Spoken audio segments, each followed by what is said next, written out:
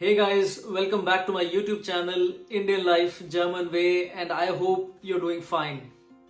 So, guys, I'm making this video to talk about specifically about the people who have recently got job opportunities in Germany and are confused. Yeah. So, if you have got a job opportunity and you are thinking of moving to Germany and you need some information in order to come up with a decision, then this video is certainly for you. So in this video I'm going to be focusing about the local salaries that you have in your country against the German salaries, the German tax classes, how much in hand you should be expecting when you are working in Germany, what would be your overall, let's say, monthly expenses if you are coming with or without family, and apart from that, what are the additional benefits that are available in Germany for the workers who are working in Germany, which might not be already available to you in your home country, and try to get rid of your confusion that should you try to move to Germany, should you be moving to Germany, and we try to answer all of this in this video. Without further ado, let's get started. Okay guys, so I think the problem statement is pretty clear. So you get a job opportunity and the big question is, should you be moving to Germany, right? So the first problem statement that I see is that why you should be moving to Germany or not moving to Germany.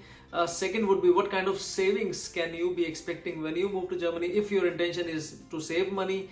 If not, then what's your expectation? What you want to achieve out of your move to Germany? Yeah. The third point would be of course, what are the pros and cons of working in Germany? And the fourth point, of course, would be to understand the overall picture, specifically talking about the cost, talking about the social and economical and cultural differences, and the overall aspect of living and working in Germany. So friends, let's start with the first point, which is actually a con when you are planning to move to Germany, and that is the tax rates which are applicable in Germany. And you would be surprised to know that the tax percentages, or the percentage of tax that is being deducted from the salaries, range from 25% to 45% depending upon the different class category you belong to. I'm not going to go into detail into the tax classes, but there are normally 1 to 6 tax slabs, and then it depends on which tax slab you are and some other factors. And at the end of the day, you will get to know your in-hand salary. It's basically also can be called as a pro, because the different components that are being deducted from your salary would actually be getting added up as benefits for you in the long run, and that's something that I will cover in the later part of the video. Continuing the discussion about what's your in-hand salary in Germany, there is a tool, salary calculator tool. I will put the link in the description of the video, and basically you can calculate your monthly expected salary that you would be getting in Germany. And you need to keep into consideration the salary also depends upon, as I said, on the tax class slab that you belong to, and also depends if you're married or not unmarried, or also, let's say, on the number of children that you have. So there are different components, and then at the end of the day you can easily calculate the amount of salary you would be getting in hand after all the taxes. Now comes the question that is very important, that is also a determining factor of moving to Germany or not, is the savings, right? And I know that there are a lot of people, and all of us who are working, or everybody wants to save certain part of the salary as a saving, maybe for difficult times, right? And when you want to plan to come to Germany, this would again be an important point, that how much money can I expect to save when I'm working in Germany. And so in order to determine the amount of savings, I think it's also very important what kind of salaries you are getting in your home country right now, what kind of expenses you have in your home country, how much money you are saving in your home country, and then you need to basically get a solution or get an answer. You need to know, would I be able to save the same amount of money in Germany or not, right? And in order to answer that, the first step is, of course, you calculate your in-hand salary. So once you have figured the in-hand salary, and then of course you need to figure out what would be your overall expenses when you're in Germany, right? So I cannot certainly comment on each and every individual because everyone is different and they have their own lifestyles. Everyone wants to live in their own fashion, and but what I can tell you is from an average standpoint, the different kind of expenses that you should be considering when you are planning to move to Germany is, of course, the biggest expense is the house rent. Apart from that, you need to pay for the electricity and the water charges, ranging I think from 60 to 70 euros per month. A typical house rent would be somewhere around, I don't know, 1000 to 1200 euros in a normal typical German city. And not talking about bigger cities. Like your other expenses would be your the monthly grocery expenses. I would say that actually depends totally on your lifestyle, but from my experience, I think 500 euros should be enough, provided you are a small family of up to 2 to 4 people. Apart from that, the additional expenses that you might need to consider is, of course, eating outside.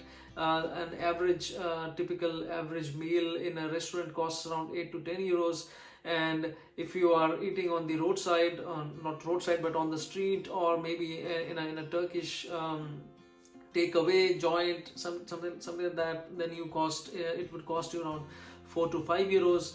And apart from that, you also need to consider the budget for your shopping, because I know a lot of people like to do shopping. Apart from that, of course, if you have children, you need to pay for the school, so you need to consider that when you're planning your budget.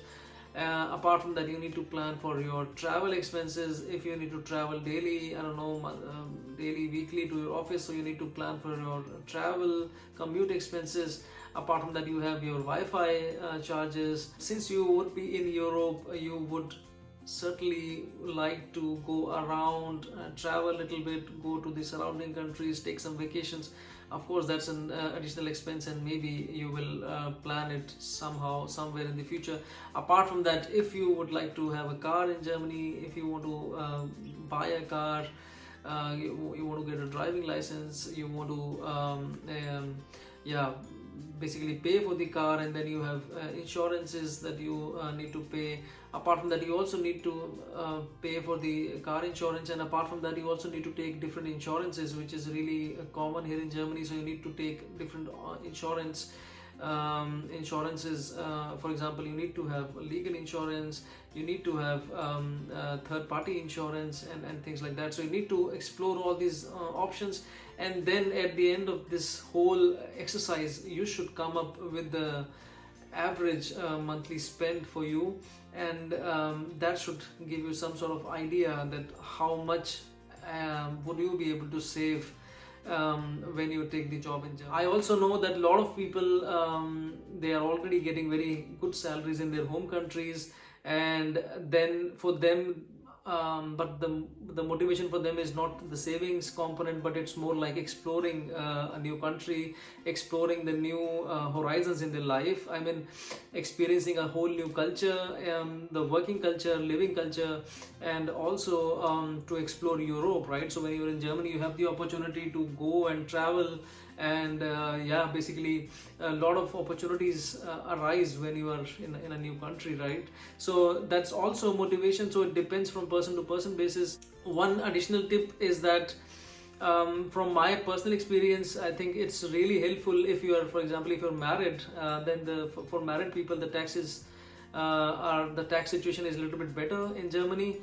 And secondly, if you're married and if your wife is also working in Germany, then it's a very, very big plus point, because if you have two people earning in Germany, then of course you can do a lot of savings, you can meet your lot of personal targets, and that's certainly gonna help you. So guys, now I'm gonna be talking about all the positives that are available when you plan to work in Germany, right? We try to cover that step by step. So number one point is, of course, your insurance, health insurance. And in India, for example, you need to have your separate health insurance if you want to have a higher coverage. I know that a lot of IT companies, for example, people have a default insurance, but specifically talking about Germany, health insurance is something which is part of your deductions in the tax, and then you don't need to pay anything when when you get sick or when you go to the doctor. Of course, there are two types of insurance options available. Then you have a public insurance and a private insurance, and normally I think a lot of people, around 80% of Germans or people living in Germany, they like to go to the public insurance. But now a lot of people are also joining the private insurance because those are much cheaper, and I think the services provided are much faster. Basically, most of your healthcare is basically considered and is taken care of as part of a component in your salary, so you don't need to pay anything extra to the doctors for the medicines, etc. So the second point that I want to highlight here is this: there's a social security component which is Arbeitslosengeld, which typically means is that if you have lived in Germany, if you have paid the last 12 months social security, back to back 12 months social security, then you are eligible to get Arbeitslosengeld. Meaning, if you are somehow losing your job because of XYZ reasons and you lost your contract, you're not able to work, and basically you will receive a certain portion of your monthly salary for the next 12 months. So typically that's around 65% to 70% of your last drawn salary. And there's also support from the local government agency. They would also try to help and find me a new job. The third benefit that I can highlight, which is not really in my home country, India, is this Elterngeld or Muttergeld. So this is applicable for women and also basically for parents. So the Muttergeld is especially applicable for mothers. So if you are a woman and you get a child, you get pregnant, you get to have a baby in Germany, then you are entitled to have a Muttergeld for the first year. So that's around, I think, around 500 euros get a monthly basis as Muttergeld from the German government. Apart from that, there is also Kindergeld, which means money for the child. So in addition, you will be getting around 200 euros approximately every month to take care of the expenses of your child, to take care of your child basically, and you get it until 18 years of age. So until your child is 18 years. Apart from that, since I already talked about the Elterngeld, I also want to mention another topic, which is Elternzeit. And this is something which is very, very important, because once you become parents, once you become parents, it's of course you want to spend time with your child, especially the mother. And here in Germany, you have the possibility of taking the Elternzeit. So both mother and father can take long leaves. Mother can basically take leave up to 3 years, and father can also take longer leaves depending upon the requirements, and which is certainly very, very flexible. And during this time, you basically are paid the Elterngeld by the German government, which is again additional benefit, and basically helps you spend some quality time with your family. This benefit is of course the vacations and sick leave. So you would be I think you will be surprised to know that there are no sick leaves in Germany, and you can take sick leaves as long as you are sick. So of course there are guidelines you need to follow, but there is no limited number of sick leaves as you have, especially in India. So that's not the case here in Germany. And since I'm talking about the offices, the overall work environment is pretty amazing here. You get to spend quality time with your family, because you get to work only the hours that you are entitled to work. You cannot work more than 10 hours in any company in Germany, because that's against the labor laws. And that's the next point that I want to highlight, is that the labor laws are really, really strict, and they are really employee friendly, and there are minimum wages, for example, defined in Germany for different job categories. You have Betriebsrat, which is like a special workers council in each company that takes care of all these aspects, if the employees are treated correctly, if the policies in the company are properly done in the favor of employees, if you have right working policies, if you have the right overtime policies, because typically you need to work 8 hours a day and 40 hours a week, and that's like the typical work timings for a typical German company. But then if some employees are working overtime, then you should be like paid overtime, or I don't know, you should be given leave against that. So all these issues and all these aspects are being looked by this Betriebsrat, which is a workers council, and not very typical with the other countries. In addition, you get a good amount of vacation days, so you have a fixed vacation days around 30 days. Some companies offer less and some offer up to 30 days, really depends on which company you're working for. Apart from that, there are also like additional benefits which are provided by some of the companies or most of the companies, I don't know, depending upon your work contract. So you may be entitled to have a variable component, or maybe you are entitled to have a bonus, for example, depending upon your performance or depending upon the company performance. And some companies offer like a Christmas gifts, for example. Some companies would offer you, I don't know, Bahn card or like a travel card for the train, and it really depends on your work contract. But these kind of additional benefits also exist that you should ask when you are getting a job offer. Apart from that, I think, as I said previously, one of the biggest advantage for me, at least, was that I had access, or I have access to the complete Europe.